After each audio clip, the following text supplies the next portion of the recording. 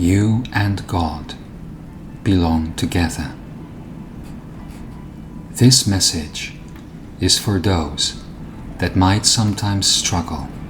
to see the forest for the trees. Therefore,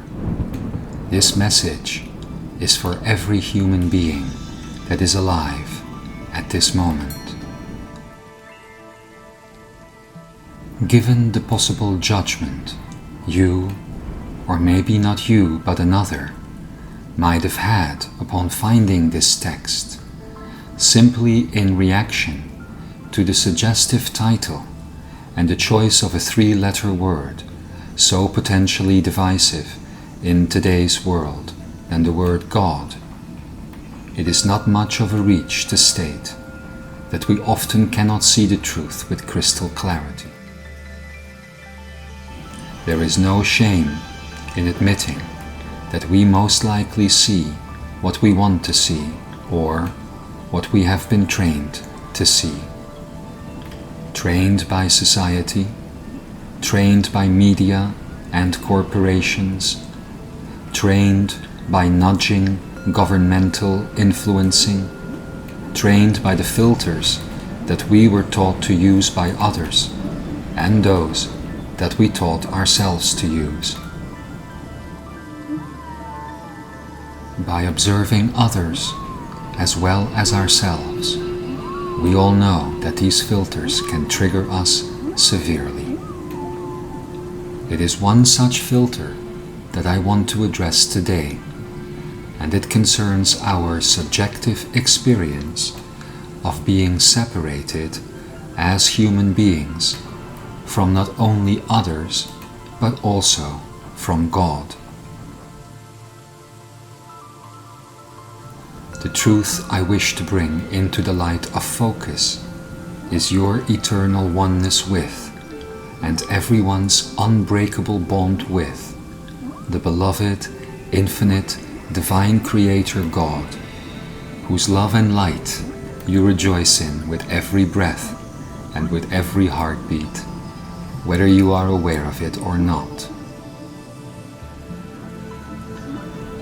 It is often complex for a person to both understand that they and everyone else are one and the same being, yet each is a unique expression of consciousness. It can be complex to hold in the mind both apparently conflicting ideas that we are all one, yet you experience individual consciousness from the perspective of the I Am, which places you at the heart and center of your universe and your experience of life itself. The complexity can be easily lifted, however, when we look beyond the duality of the self and the other, because when we do, we discover that which binds and creates both states, namely the whole. I propose, for the purpose of the remainder of this message, to refer to this whole as none other than the beloved Creator God itself. To an observer as yourself, it then becomes easy to see that the unification of consciousness and oneness between the self and the other occurs within the realization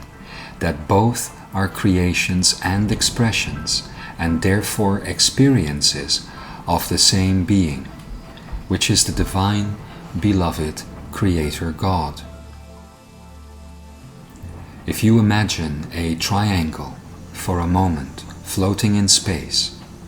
and you imagine the beloved Creator God to be at the tip of that geometry, with the self and the other flowing out to the left and right remaining points, then you can take the next step in understanding and remembering this relationship, which leads you to consider the notion that the full field of experience you witness and take part in every day, namely your world,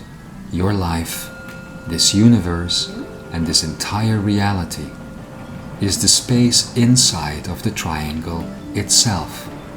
created and projected and experienced by the consciousness of each of the 3 points, individually and collectively.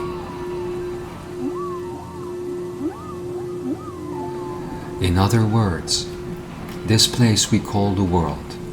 and that we call the experience of life and of consciousness itself, is the outward projection of the inner world, that is God, the other, and you combined. The journey of love we are all on, then, is the road to unification at the heart of this triangle that each of the 3 points is on at the same time. God itself, the other, and you. The moment of ascension is the arrival at that central point, which can be seen as the heart of all things and all beings, including your own.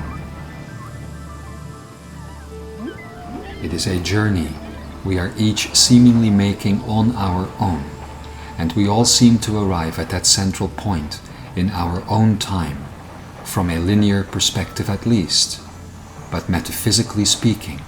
the truth is, all of us are on the same journey, meaning that from the perspective of the central point of truth, we all arrive there, exactly at the right time. The meeting and unification between God, the other, and you happens at the same moment for everyone. Therefore, although the journey, both in distance and in timing,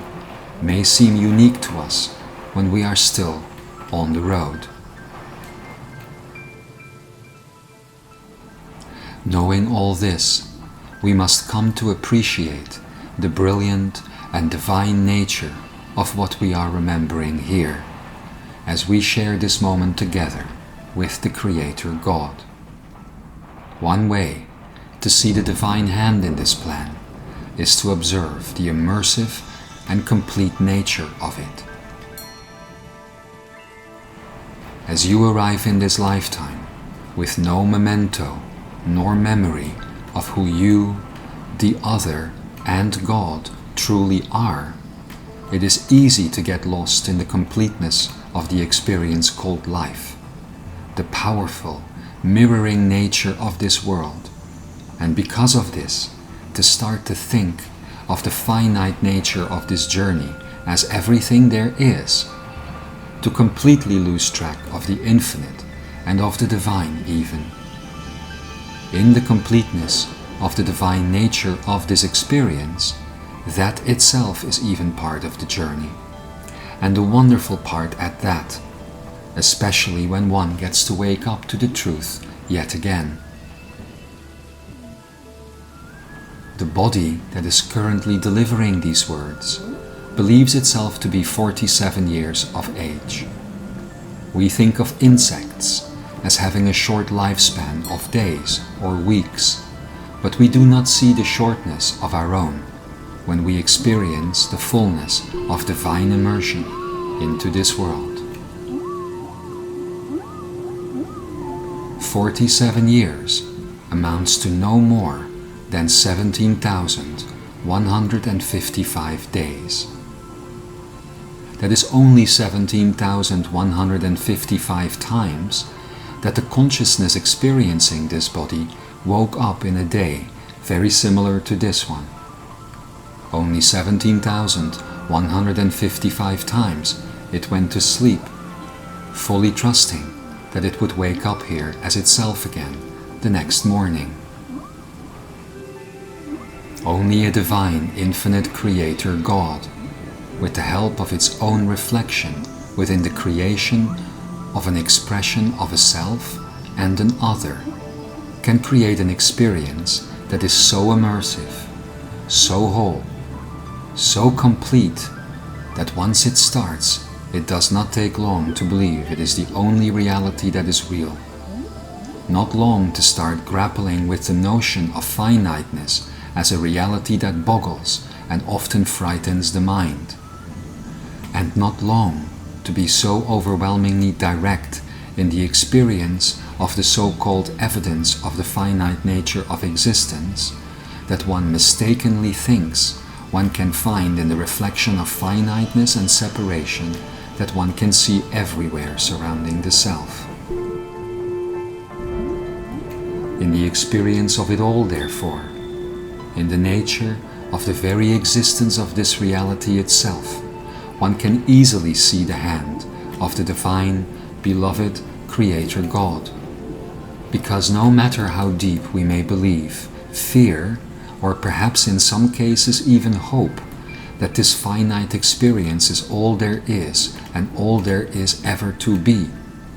the moment of unification between the beloved Creator God, the beloved Other, and the beloved Self is ahead for all of us, and it will happen for all of us at the same time from our own vantage point. No matter how much our mind, our ego, and our personality tries to keep the truth hidden from us in our daily lives, in the end, these three are part of the same finite creation we just discussed, and they operate as a smaller, holographic, fractal version of the triangle we imagined our relationship to God and the Other to be earlier. All of us are washed away by the waves of daily life that keep coming at us. But in the quiet moments, when meditating, when contemplating, when waking up, or just before falling asleep, one can feel the presence of this truth, that we willingly accept to believe that this life is all there is, that we make ourselves believe our nature is temporary and that we spring forth from a finite world, in order to have the experience of unification and ascension that is the journey of love that we are all on. Think of how brief the total amount of days you have been waking up here and going to sleep in so far have been, truly. Think of how amazing it is that in such a brief and finite, yet repetitive amount of time, you end up believing this world and your lifetime is finite and has nothing whatsoever to do with the divine or the infinite. When you do, it becomes easier to open your mind and your heart up to the contemplation of the true nature of this reality, which is literally the goal of why you choose to be here. To remember God, to fully embrace the self and the other, because you are God learning to understand itself. You, the other, and this reality itself, therefore, is made in God's image, quite literally. As I leave you in stillness now, to continue your journey of contemplation, I hope I can say to you now, without encountering judgment within the self, that you are ready to understand that you belong to God, that God belongs to you, and that God, the other, you and me, that we belong together. I believe in you.